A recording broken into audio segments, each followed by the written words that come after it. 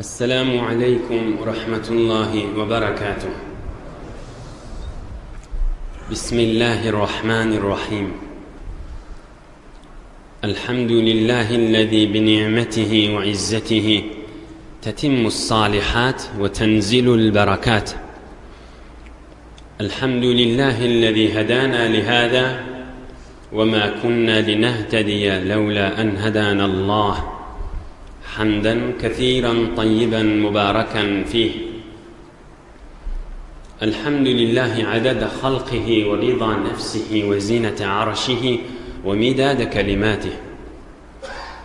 اللهم صل وسلم وبارك على حبيبنا وشفيعنا ومولانا قرة عيوننا إمام المتقين أمير الأنبياء سلطان الأولياء سندنا محمد النبي الأمي، وعلى آله وأصحابه وأزواجه وذريته كلما ذكره الذاكرون وكلما غفل عن ذكره الغافلون.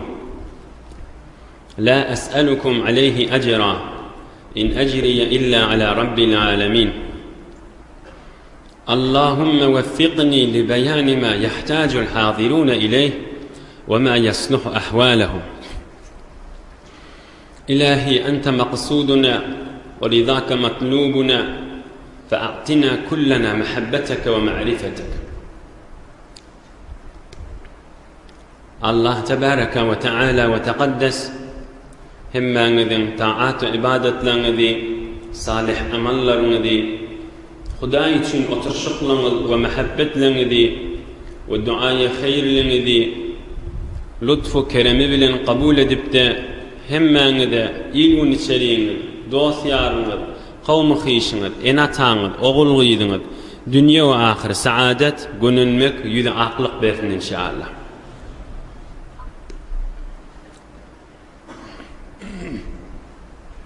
geçen heftelerde geçişine göre Resulullah sallallahu aleyhi ve selleme peygamberlik berileninin 5 yıl 6 yıl geçenden sonra Hazreti Necaşi'nin gurrunları ve sahabalardan Resulullah sallallahu aleyhi ve sellemin şagirdlerinden Mekke-i Mükerreme'ne ep berip de Habeşe diyen yurda hicret edenlerinin gurrunları geçti. Ve Habeşe diyen yurttan 30-40 neferi gelip Resulullah sallallahu aleyhi ve sellemin yanına derru gelip fırsatten istifade edip vakttan kok gelenini illin vermeni deryani yarıp gelakana Resulullah sallallahu aleyhi ve sellemin mübarek huzuruna mümin Müslüman olup gittiler. Resulullah sallallahu aleyhi ve sellemin sahabalar olup gittiler. Geçen hafta pek Allah kopladığından hizmetini de getirdik. Ama kafirler bilen Resulullah sallallahu aleyhi ve sellemin qatı şedidrak inni birine aydılacak gurrunları.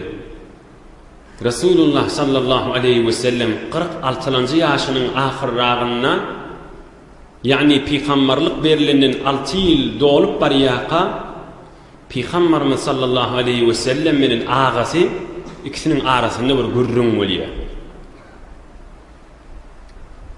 Mübarek yaşı 46. yaşın ahirine gelinne kafirler Kureyş uyuşup da Ebu Talib'in yanına geliyorlar. Ebu Talib da Peygamberimizi saklayan adam, Peygamberimizin ağası Hazreti Ali Murtaza radıyallahu anh'ın da dedesi, Peygamberimizin de dedesi yanak bulup ululdan adam.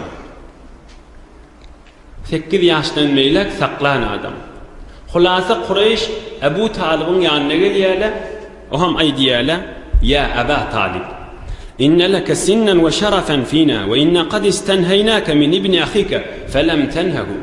Ey Ebu Talib, biz sana kânayttık, balliğini sakla deyip, bir müdenne de koy deyip, ama sen balliğine zat demedin, Muhammed'e zat demedin, evine geçmedin.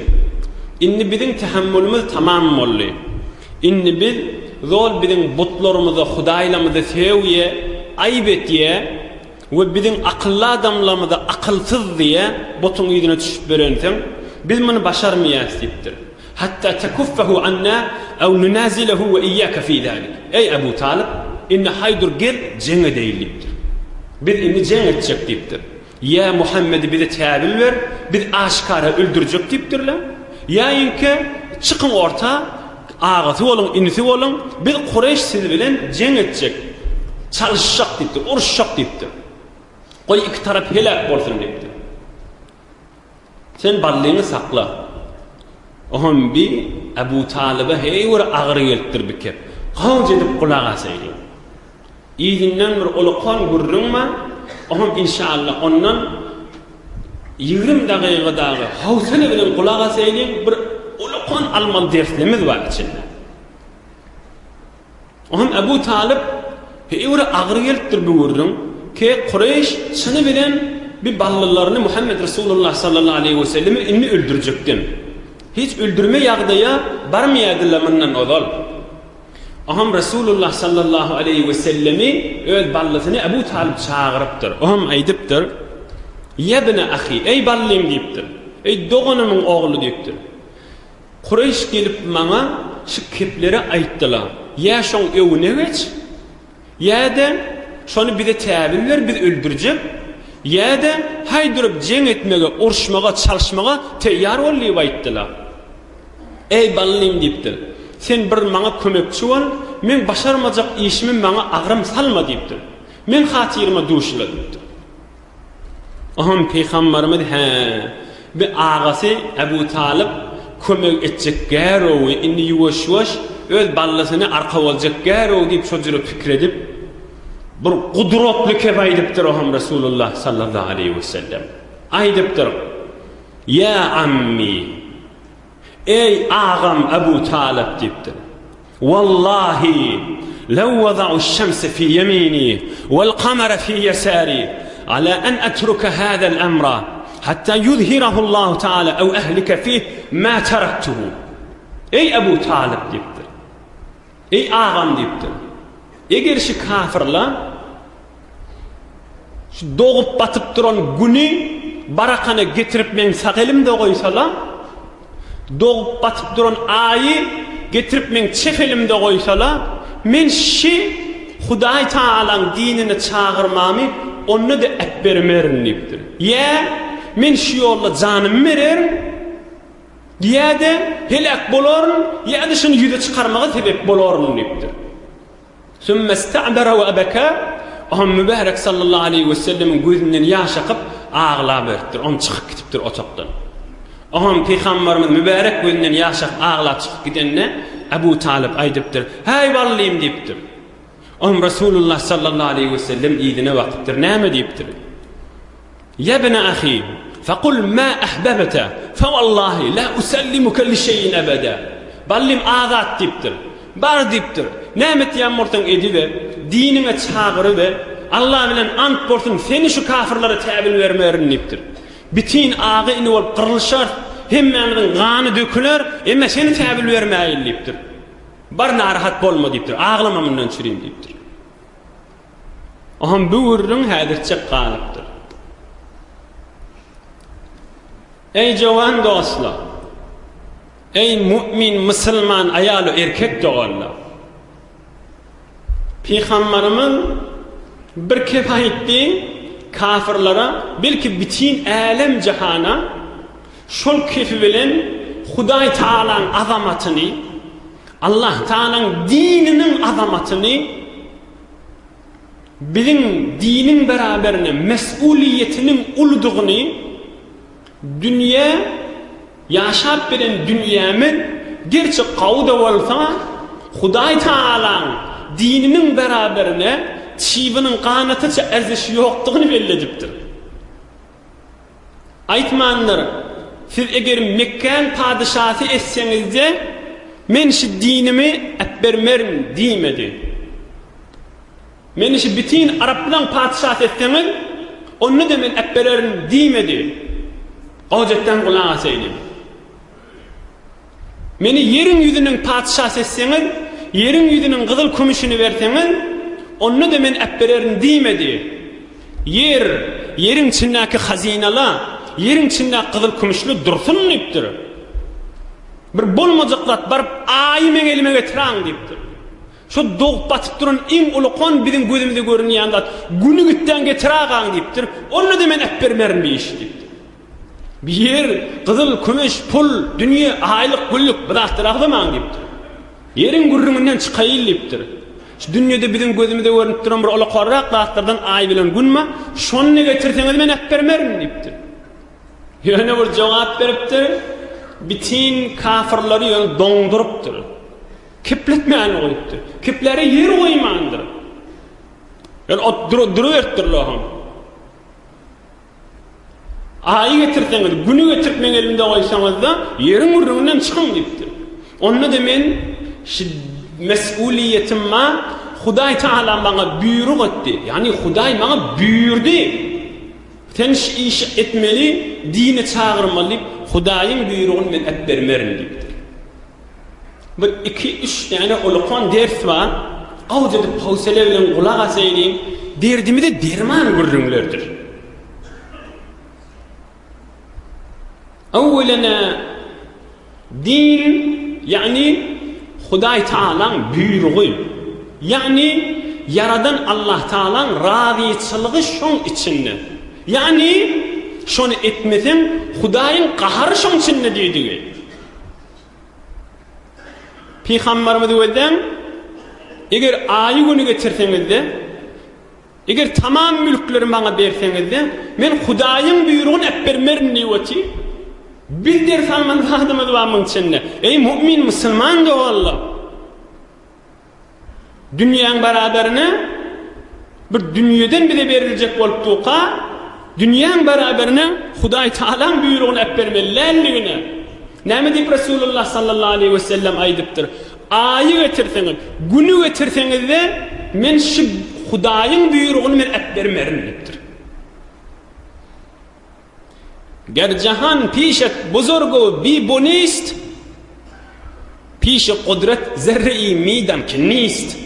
Ay gün yıldızı ne kadar ulukon, ne kadar kan bitir bir menzume-i şemsi ulukonlat deyip aydiyat ger jahan pişet buzurgu bi bonist dünyanı öğreyen hey ne kadar ulukon bir kehkeşarları öde milyardaha yıldızlar var içinde ne kadar ulukon deyip aydiyan pişi kudret zerre-i midan kenist ey mümin musulman ay gün yıldız şu görýän zatlamı beyik Allah Ta'alan kudretinin beraberine zerre de deyipdir sarı karınçan ayakçı de deyipdir bir insanla kişicik bolansak bile bizim gözümüzde ulukon görünýär. Özümüz biter kişicik bolansak. Bir dağın yanında duramızda, sen görünýärmi da? Bir dağın yanında duramızda. Sen görünýärmi da? Oğlum ay gün yıldızla bize ulukon bolup görünýär. Emme pişi kudret zerre-i midan kenis. Allah'ın kudretinin yanından zerre de deyipdir. Hiç zat deyipdir. Oğlum şol Huday Ta'alan buyruğu var, ey benden falan iş et deyipdi. Şol beyik Allah Ta'ala. Aham yok, men bir tane dünyam var. Bir otocuk gerek, perdecik gerek, mubulcuk gerek deyipdi. Şol beyik Allah Ta'ala'nın buyruğunu necire çıkarmadı. Peygamberimizin aydıp duran kefini öğreyelim. Yerwen dursun deyipdir. Ay bilen yıldız, ay bilen günü getirseňiz de bana, şonu men adım etseňiz de Hudaý Taalaň buyrugyny men etbermerim deyipdir. Betişi taada iki tane ulukon bellemen lazımız var. İki urun qaw düşüneýin, howsale bilen oham ýygyny alyp gideýin. Ey mümin musulman dogalla. Ey mümin musulman dogalla. Ey mümin musulman dogalla. Biz Allah Taala imanımız var. إما خداي تعالى نامديا أعوذ بالله من الشيطان الرجيم وما قدر الله حق قدره كافر لا خداي تعالى حق حرمتını koymadılar deyiptir. وما قدر الله حق قدره kafirlar Hudaý Taala gelişigli formasına hormat koymadılar deyipdir. Hudaý Taala şayestegisi var formasına ta'zim etmediler, ululamadılar. Hudaýy we Hudaýyň gurrugny kiçi tutdylar diýipdir. İýdinäme wal ardu jemi'an qabdatuhu yawm al-qiyamat was samawati matwiyatun bi yaminihi subhanahu wa ta'ala amma yushrikun. Yer o göň hemmesini üýşürüp Hudaý Taala'nın gabzasynda diýipdir. Hudaý aýdýaşyny Sure-i Zumar 67-nji aýatda. Yerin şodurşy, göňler, asmanlar tamam menzumelen şodurşy. Matwiyatun bi yaminihi hemmeti üýşürülje Hudaý Taala'nın gudratynyň elinde diýipdir. Halany mederin diýipdir Hudaý Taala. Bir gün Peygamberimiz sallallahu aleyhi ve sellem mübarek minberiniň üstünde ýanky aýaty okypdyr. Näme aýatdy? Ýanky okýanymyz. Wa ma qadarullahu haqqa qadri. Hudaý Taala'ny hak hormatlamaly formasyna Hudaý Taala'ny ululamadylar. Şu aýaty okyp Resulullah'dan tefsirini aýdypdyr. Farajafa bi Rasulillah sallallahu aleyhi ve sellem el-minber hatta qulna la yakhirranna bih. Hadisun sahih. Hudaý Taala hak hormatyny goýmadylar kafirler. Hudaý Taala'ny ululamadylar. Şu aýaň tefsirini aýdan Resulullah sallallahu aleyhi ve sellem Peygamberimizin eteğindeki minber titrekdir. Şu haybatını götürüp bilmeni. Hudaý Taala'nın azamatından gurrunmedenken minber titrekdir. Sahabeler aýdýa, hatta korktuk, la yakhirranna bih. Ey Hudaý minber Resulullah'ın ikamasa diýipdir. Agaçtan bolan minber jydamany titremäge dördü diye. Haybatını götürüp bilmedi diye. Näme görürüm? Kafirler Hudaý Taala'ny hak hormatyny goýmadylar. Hudaý Taala'ny ululamadylar. Hudaý Taala'nın azizul jebbarul mutakabbirdigini ululamadylar. Şo gurrunun tefsirini aýdanlar. Peygamberimiz hatta mübarek elini adı oynady berdir. Ewne, iýdine Hudaý Taala'nın azamatyndan gurrun berip aham minber titremäge tutdy. Ey la yakhirranna bih minber Resulullah sallallahu aleyhi ve sellem menen bile yıkılamasın diýdik diýipdir. Hadisun sahih. Sahih-i Buhari'de, Muslim'de var. Kafirliň ýagdaýy Hudaý Taala azamat goýmaýar. Bir beýik Allah Taala azamat goýmaly. Resulullah jan görüň näme diýe? Eger aýy getirseňizde, eger güni getirseňizde, aýy güni yaradan beýik Allahyň men büýrügini goýmar nahyň diýipdir. Aýgün näme bolupdyr? Aýgyny yaradanyň beraberine. İmanly dogly ýüregimde salmaly görürüm men haşy. Oglan oýun görürüm däl haşy. Ger jahan pişet buzurgo bibo nist. Pişi kudret zerre-i meydan kenist. Yer göň, yerin içindeki gyzyl, kümeş, pul, yer göň, apartman, sahtymalla bizim ýanymyzda ulukon. Nädir ulukon diýsekde? Allah Taala'nın kudretini ýany zerrede dälipdir. Bir näjir oham Hudaý saklasyn. Bir Hudaý Taala'dan başga zady ululap, dünýäň zadyny ululap, Hudaý Taala'nın azamatyny ýüregimizden çykarsak, asen gurrungyna agzap bolmaýar ki, ol kafirliň ýagdaýy ki, musulmanda bolmaly ýagdaý däl ki ýok. Ondan çirin Peygamberimiz sallallahu aleyhi ve sellem bir dua diýmişdik, oham bu gurrundan çykaýyn. Peygamberimiz Allah Taala bilen munajat edenine aýdýanmışdyk, ey Resulullah'ın ummati. Bizim Peygamberimizin ediyen dua etişi. Allahümme inni a'udu bi ridaka min sakhatika ve bi muafatika min uqubatika. Hudaya hudawanda maňa qaharda bolma. Hudaya menden rahazi bol. İdi la uhsi sana'an aleyk ente kema asnayta ala nafsika. Hudaya hudawanda Hudaý Taala her tisli tesbih aýdyp ýerinden aýtýanmyşdyk. Ey bar Hudaýa, men seni ululap öwüp bilemek, ente kema asnayta ala nafsika. Hudaýa sen özüňi tanyşyň ýaly. Sen özüňi ululaýşyň ýaly. Sen özüň näjiri ewýän bolsaň, sen şojary Hudaýda diýip goýýanmyşdyk da Resulullah sallallahu aleyhi ve sellem. Hudaý Taala wagty kibil. Hudaý Taala aýtýar diýdik, bu aýet aňyrdan nihayet ta'zim, nihayet ullamak biz musulmanlyk goýmalydyr. Ol kafirdir. Ve ma qadarullah hakka qadri. Hudaý Taala'nın hak hormatyny goýmaýandyr. Emme sen men peýgamberimiziň berýän jogabyny gör. Aýyny getiragan diýipdir. Aýyny näme diýipdir? Hudaýyň buyrugyny men bermerin diýipdir. İkinci ders almalydymy? Aýyny getiragan men Hudaýyň buyrugyny bermerin diýdi. Näme diýdi waliýa? Ey mu'min, ey musulman. Yani men dinimi dünýäge satmaryn diýdi. Şonu aýtdy waliýa da. Dinimi men dünýäge satmaryn diýdi. Allah Taala'nın muhabbetini, Resulullah'ın muhabbetini men dünýäň beraberine satmaryn diýdi da. Aýyny getirseňizde men Hudaýyň buyrugyny goýmaryn diýipdir. Ondan çirin Peygamberimiz sallallahu aleyhi ve sellem biz mümin musulmanlara ummatyna can çekip bağryn ýakyp bir gurrun aýdypdyr gowjetde kulağasy. Badiru bil a'mali fitanan ka qita'il leylil muzlim yusbihu ar-rajulu fiha mu'minan ve yumsi kafira ve yumsi mu'minan ve yusbihu kafira yabi'u dinahu bi'aradin min ad-dunya. Hadisun sahih rawahu Muslim. Ey ummatım diýipdir. Ey mümin musulmanlar diýipdir.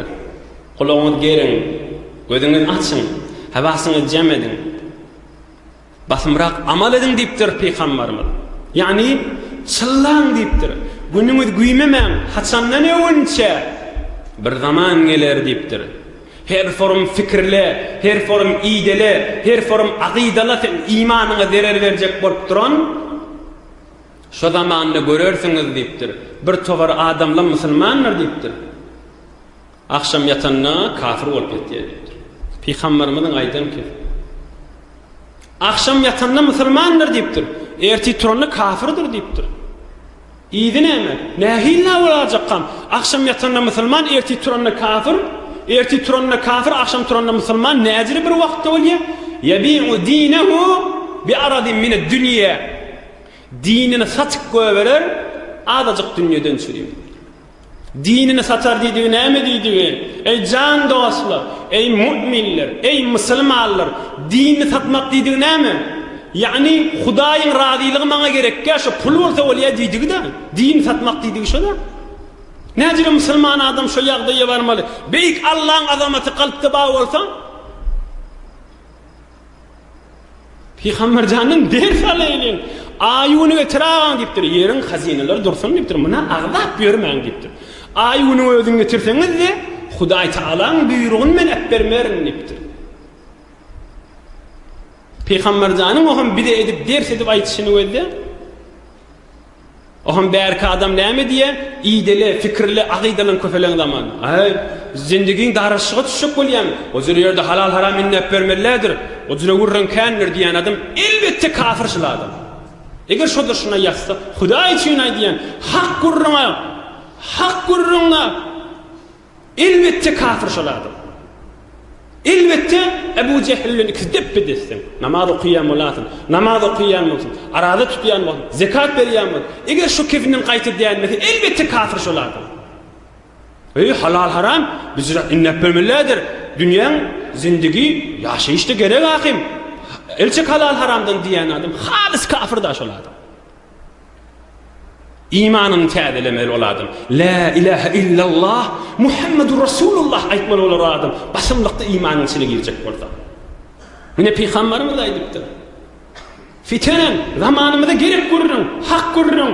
Resulullah jan şu zamandan çyrim aýdyp goýupdyr. Bir zaman geler fikirli, aqidala, her jerek bernamada köfeler, şu zamanny görersiňiz diýipdir. Akşam musulmanlar diýipdir. Erti turanna kafir diýipdir. Yusbihu ar-rajulu fiha mu'minan yumsi kafira. Günni musulman akşam öýe barýa bir kefe aýdakany kafir bolup ýatýar diýipdir. Ve yumsi mu'minan ve yusbihu kafira. Akşam Allah Allah diýip ýatyr diýipdir. Erti bilen turýa, ay bu ýerde halal haram innemelladir diýip turaýa diýipdir. Turanmaýyny kafir bolup diýipdir. Nämeden çyrim iýdi? Yabi'u dinahu bi aradin min ad-dunya. Hudaýyň razyçylygy gerek dälliýe, şu dünýeden çürüýüm diýipdir. Sahih Peygamber janyň aýdan sözi.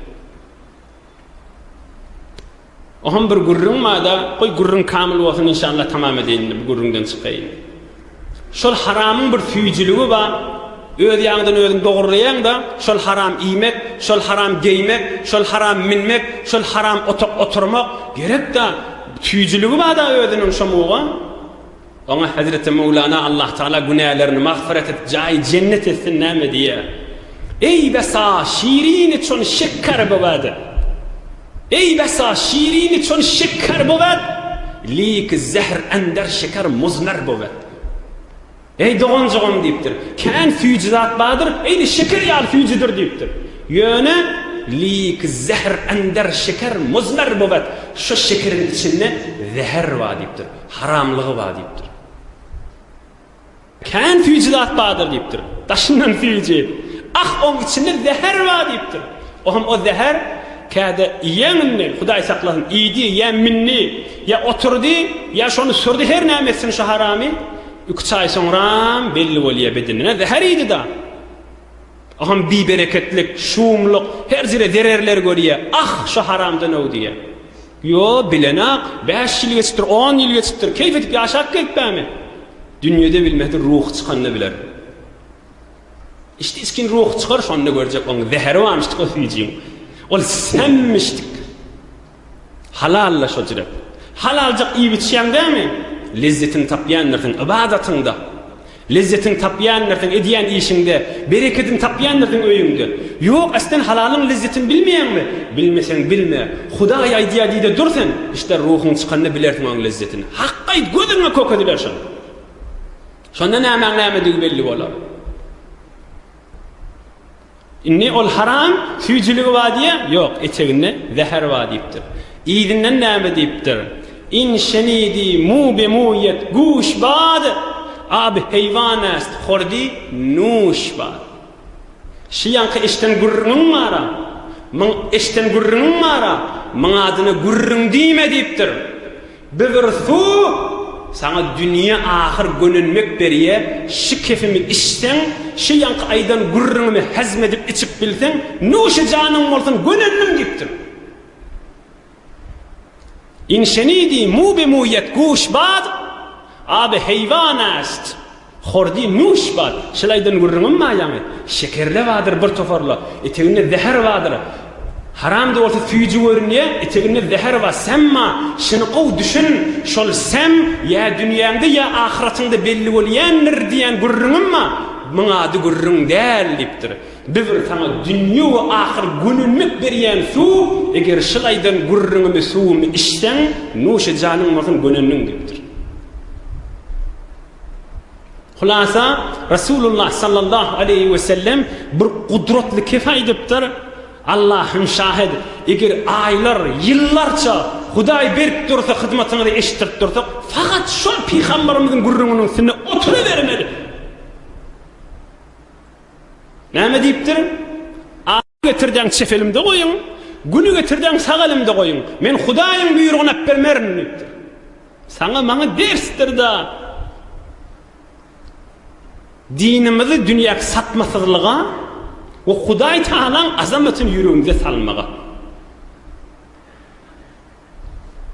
Hulasa Resulullah sallallahu aleyhi ve sellem 46-njy mübarek ýaşynyň ahyryna şuwurun boldy. Ohan Ebu Talib ihsas edipdir, bir kafirli innetini bilen Kureyş bir ballymy öldürjekden diýipdir. Ohan öz ağa inlerini çağırıptır Ebu Talib. Kafirlerini de, musulmanlarını da. Haşim diýeli Peygamberimizin garry kakasy. Türkmen atası diye. Garry atasının öýenleriniň hemmesini üýşirtdir Ebu Talib. Ey ağa inlerim diýipdir. Kureyş Muhammed'i öldürjek bolýar diýipdir sallallahu aleyhi ve sellem. Gelin üýşeýliň diýipdir. Ya hemmemizi qırlaýlyň, ya bermäýliň diýipdir. Ohan Peygamberimizin ağa inlerinden fe'acabu ila zalika muslimuhum ve kafiruhum illa Ebu Leheb feinnehu faraqahum ve kana ma'a Kureyş. Peygamberimizin ağa inleri hem kafir bolsun, musulman bolsun, hemmesi ýok, öldürmäni bermez diýipdirler. Birje Ebu Leheb bereýliň diýipdir. Ebu Leheb otokdan çykyp gitipdir. Ebu Talib aýdypdyr, Muhammedi bermäýin diýipdir öldürmäge sallallahu aleyhi ve sellem. Kafir musulman garyndaşlarda bolýa diýipdir. Biz ölüşek Muhammedi bermez diýipdirler.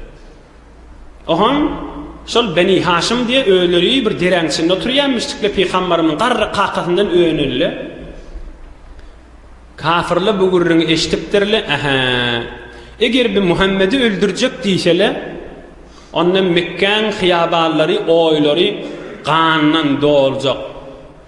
Onda hökmen qırılışık kän boljak, hiç wagty özüljekkä. Gelin oturşaýlyň bir bernamada köýleýin diýipdirler kafirler. فاجتمعوا في وادي المحصب. Olaqon adamlary Wadi Muhassab diýen oýun içinde oturşypdyrlar. Ola öldürsege qırılışyk kän boljak.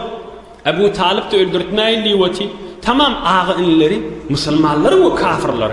Musulmanlara musulman diýip, kafirlerde baglymiz diýip, berjekkä diýipdirler. Öldürmek bolmaz diýipdirler. Oham kafirler bir oturşyp öz aralaryny wädeleşip qasam içişipdirler bir-birine. Awqulasyň taryhda bir ulaqan bir gurrunlaň meni. Näme etmeli?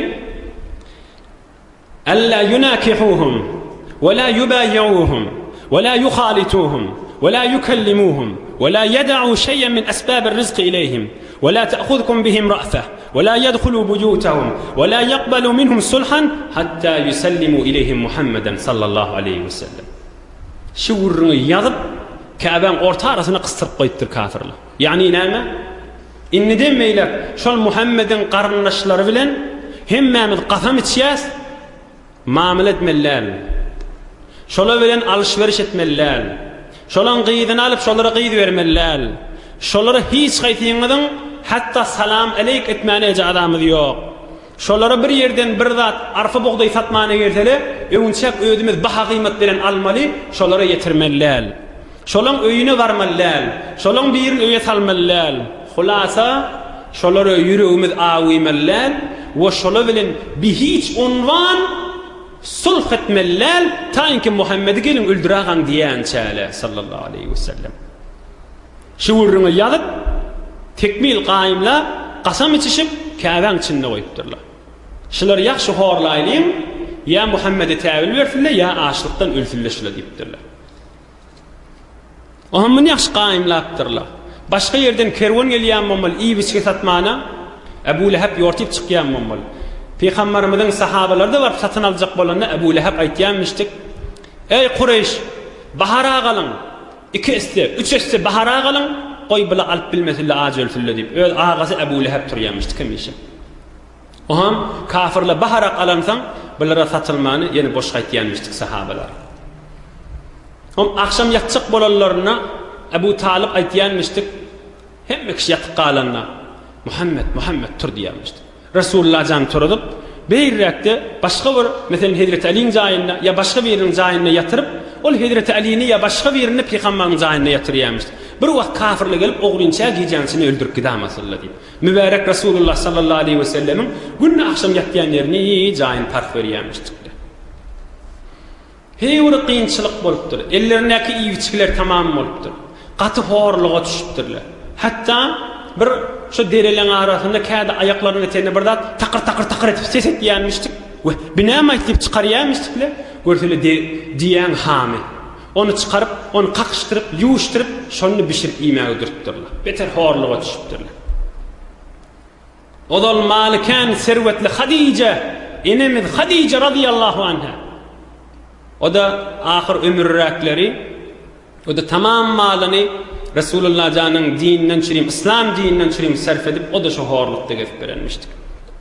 Oham Peygamberimiz da horlugyň içinde de bolsa, giýje unnid kawmyny dinine çagyryp duranmışdyk. Başga yerden misafir gelýärleri hac wagtyna, şu wagtda fursat ellen bermäni 3 ýyllap öz zähmeti bilen bolupdyr. 3 ýyl müň üstünden geçýär. Heýwir horluklar bolýar. Hatta oglanjyklary we analary azbes açlykdan ağlaşanlaryna dereň aňyrtyna eşitilýänmişdik. Beter horluk bolupdy. Oham 3 ýyl kamil geçipdir.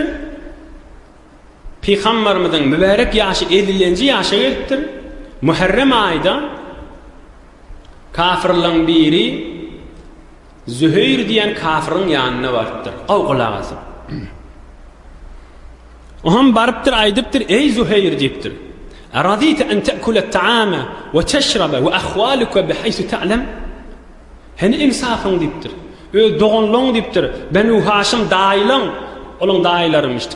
Daýlaň bu kadar horlukda gelipbe, iýiçi gülüşip gelipbe diýipdir. Insafyň kabul edýärmişiňa diýipdir. Aglaşyp ile çağılan sesini eşitýätiň, zinanlaň sesini eşitýätiň, insafyň kabul edýärmi diýipdir. Oham Züheyr aýdypdir: "Ey men razy däl" diýipdir. "Ýöne ýekejel elimden zat gelen ak" diýipdir. "Näme deýin men" diýipdir. Oham bärki adam aýdypdir: "Men bada sana ýoldaş" diýipdir. Kimi diýipdir? "Aýryly şu kagyzy ýyrtaýyl" diýipdir. Käbäň ortasyna gystyryp goýan kagyzlary bar. Indemelek muamele etmeler, şolary iýiç gelipmeler diýip horlawatyla kagyzy bar, ýyrtaýyl diýipdirler. Aham Züheyr aýdypdir, "Bolýa" diýipdir. "Ýöne ýene bir adam özümizde ýoldaş tapaýyly 3-nji adam" diýipdirler. Bolýa 3-nji Mut'im diýen adamyň ýanyna bardypdyrlar. "Ey Mut'im" ýanky kef aýdypdyrlar. "Näzir sen insafyň kabul edýär? Ola Benu Haşim horlukda, kynçylykda." Mut'im aýdypdyr: "Men bir jadym elimden zat geljek däl" diýipdir. Aham bila aýdyp: "Bire 2, senni bir nefer 3 bolýar. Onu 4-nji ýene tapaýyl" diýipdirler. 4-nji ýene tapdypdyrlar. Bolýa 5-nji ýene tapaýyl diýipdirler. 5-nji ýene tapdypdyrlar. Inni 5 boldylar. 5 näme etipdirler? Akşam oturuşypdyrlar. Erti bolar, bitin Qurayş käbäň ýany üşýäle güne ertiňne men özüm keplerini diýipdir Züheyr. Şol käbäň içindäki kagdy ýyrtmalar diýipdir. Bolýa diýip ýatypdyrlar. Erti turupdyrlar, 5-iti dograpdyrlar käbäge şi. Şol qısırlyny ýyrtmalar, gawjetden gulagasy. Erti bolupdyr. Peygamberimiz agasy Abu Talib'in ýanyna bardyr. Oham aýdypdyr: "Ya ammi, inna Rabbiyallahu azza wa jalla qad sallata al-aradata ala sahifati Quraysh falam tada fiha isman huwa lillahi azza wa jalla illa asbatathu fiha." Ey agam diýipdir. Hudaý Taala bir gorçuk bir möjüjik iýerdi. Şol Käbäň içindäki kagda ýazygy zatlaryň hemmesin iýdi, bir beýik Allah Taalaň adyny iman goýdy diýipdir. Oham Abu Talib aýdypdyr: "A rabbuka akhbaraka bizalik?" Ey Muhammed, sen şikif aýtýan diýipdir. Käbäň içinde kagdy göreňak diýipdir. Aýa sana Hudaýyň aýtýan ýa özüňden bilen ne bilen aýtýan diýipdir. Oham Rasulullah sallallahu aleyhi ve sellem aýdypdyr: "Hudaý Taala maňa habar berdi" diýipdir. Şo kagyddaky zatlaryň hemmesini gatnaşmalar, muamele etmeler, iýiçke etmeler diýilýän zady bir gorçuk möjüjik idi. Fakat beýik Allah'ın adydy, başgasy ýok diýip Hudaý aýtýan maňa diýipdir. "Bolýa" diýipdir. "Senden men yalan eşitmek" diýipdir. "Palani, ýöriň gideýin Käbäge şin, kafirlere elam etjekmen" diýipdir. Aham baripdir Abu Talib ýolla, ol 5 nefer Abu Talibden önce Käbäge ýetipdirler. Aham 5-iň biri aýdypdyr: "Hey Qurayş" diýipdir. "Ol garyndaşlarymyz horlukda gelip bällipdir. Biz näme diýip bir keýpçilikde maňa razy bolmaly. Mene razy dälipdir, Käbäň içinde kagdy ýyrtmalan" diýipdir. Faqala Abu Jahl: "La tushaqqu kadabta." Sen kefin bolmaz diýipdir. O kagdy ýyrtmalardan diýipdir. "Ya Muhammed getir täbil bertirle öldüreýil" diýipdir. "Ýa-da o kagdy durmaly bernama" diýipdir. Ol 5-iň kilençi kepläpdir. "Ey Abu Jahl" diýipdir. "Sen kefin bolmaz" diýipdir. "Baýat şonu biz ýyrtmaly" diýipdir. "Biziň radyçylygymyz ýok. Ozul rady diýdik şonu ýadamyzda ýüze geçmän bolýar diýdik, imza etdik" diýipdir. "Emma inni radyçylygymyz ýok, şonu ýyrtmaly" diýipdir.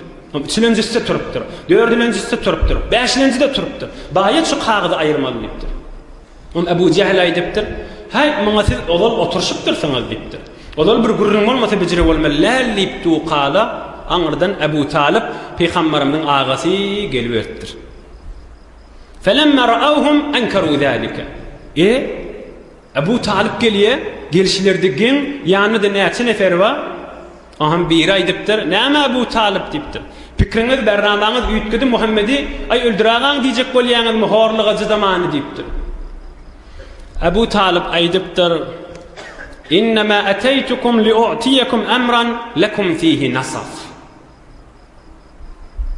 Ey Quraysh dipdir. Men size bir gurrun menen gelýän dipdir.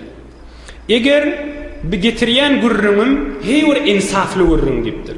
Näme gurrun dipdirler? İnne ibne ahi akhbarani أن الله تعالى قد سلط على صحيفتكم الأرادة فأتت على كل ما كان فيها من جور وقطيعة الرحم. Ey Quraysh dipdir.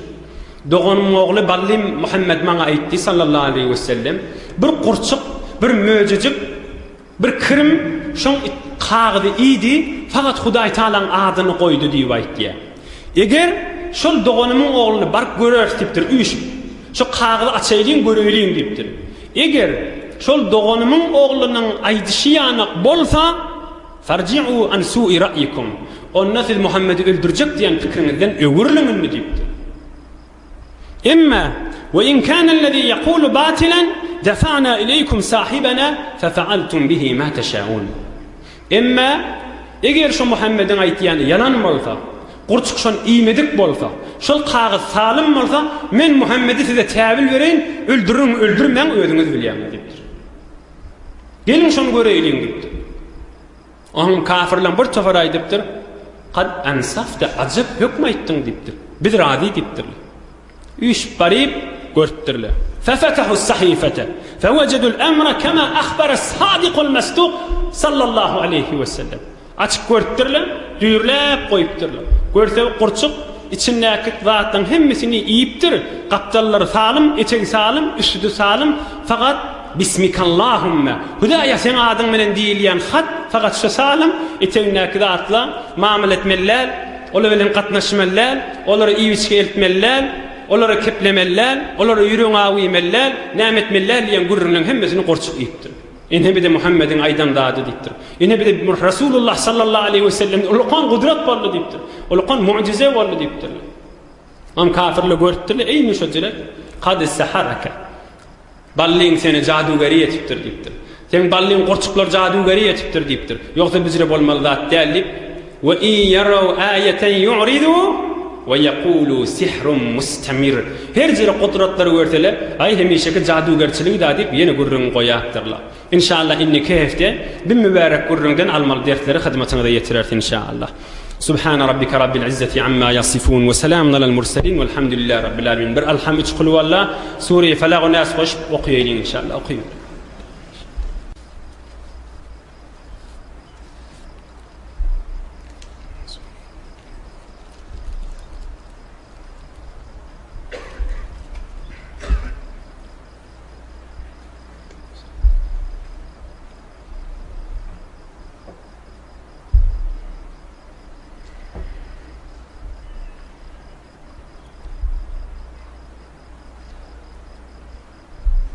Abdülgaffar ahun ma'kum. İlahi amin. İlahi amin. Bir tovar hatmi Kur'an-ı Kerim, hatmi tesbih ve mübarek Resulullah can ve ashabın ruhuna bahşetmelidirler. İlahi amin. İlahi amin. İlahi amin. Nur Muhammed can diye qawlullahu mi tefsiri qalman gelýän oğulluğu mi merhum boldur. Jaý cennet bolsun, ruh şad bolsun. Hudaý Taala günahlerini mağfiret etsin. Onu da dua ediyor. İlahi amin. Amin ya erhamer rahimin. İlahi amin. İçeride daşarda ihlas bilen kulak asýarlar. Hemmelerine dua ediyor. Merizlerimize şefa, musafirette, qurbatta, hizmette. İlahi amin. Hemmelerine dua ediyor. Merhumlara mağfiret. İlahi amin.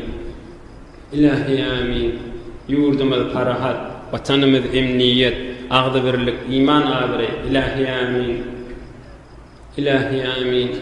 برحمتك يا أرحم الراحمين. ما شاء الله خيرات. رب العزة عما يصفون والسلام على المرسلين.